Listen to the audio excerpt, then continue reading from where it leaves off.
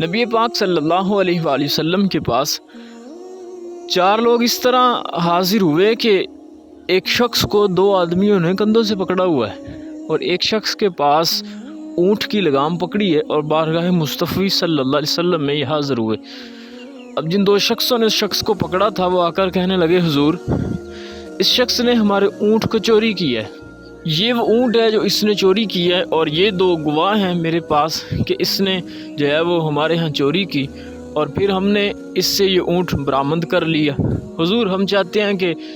اس پہ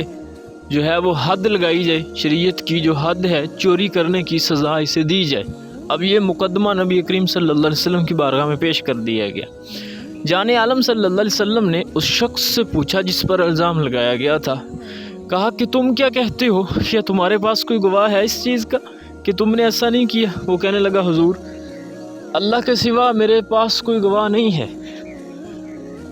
اور میں کیا کہہ سکتا ہوں، میرے پاس تو کوئی ایسی بات نہیں، ہاں آپ اس اونٹ ہی سے پوچھ لیجئے یہ کس کا ہے۔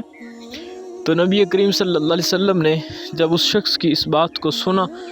تو آپ اونٹ کی طرف مخاطب ہوئے۔ جب اونٹ کی طرف مخاطب ہوئے تو اس سے پوچھا کہ تو بتا تو کس کا ہے؟ تو اللہ پاک نے اس اونٹ کو بولنے کی طاقت عطا فرمائی، تو اونٹ بول کر اپنی زبان سے کہتا ہے اے اللہ کے نبی صلی اللہ علیہ وسلم، حضور یہ 2 شخص جو اس کو پکڑ کے لائے ہیں یہ جھوٹے ہیں، میں اسی کا اونٹ ہوں، یہ تو خام خواہ اس پہ الزام تراشی کر رہے ہیں اور یہ خام خواہ دھوکہ دے رہے ہیں، حضور یہ الزام لگا رہے ہیں، حقیقت میں تو میں اسی کا اونٹ ہوں۔ نبی کریم صلی اللہ علیہ وسلم نے جب اونٹ کی گواہی کو سنا اور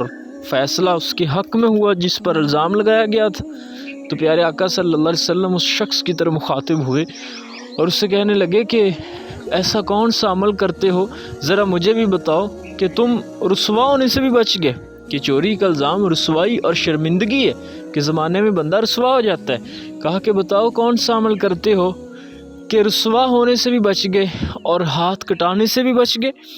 تو وہ شخص کہنے لگا یا رسول اللہ صلی اللہ علیہ وسلم کوئی اور تو خاص عمل نہیں ہے میرا، زندگی کے بغل میں چھپایا ہوا خنجر، لیکن حضور ایک ایسا خاص عمل ہے وسلم کے قدموں میں گرا گیا کہ حضور مجھے معاف کر دیجئے اور مجھے کلمہ پڑھا دیجئے۔ نبی کریم صلی اللہ علیہ وسلم نے بازوں سے پکڑ کر اٹھایا اور اس کے دل پر ہاتھ پھیرا، دل کو صاف عمل کو چھوڑنا نہیں، کلمہ پڑھا دیا، کثرت کے ساتھ کرتے رہو۔ دنیا میں وقت وہ تھا کہ جب یہ قتل کے ارادے سے آئے تھے، انعام اور دولت کی لالچ اور حرص میں آئے تھے، لیکن اب یہاں آئے ہیں تو دل کی دنیا بدل چکی ہے، اپنے پچھلے گناہوں سے معافی مانگ چکے ہیں، اپنی پچھلی گزری ہوئی زندگی سے توبہ کر چکے ہیں۔ اب جب جانے لگے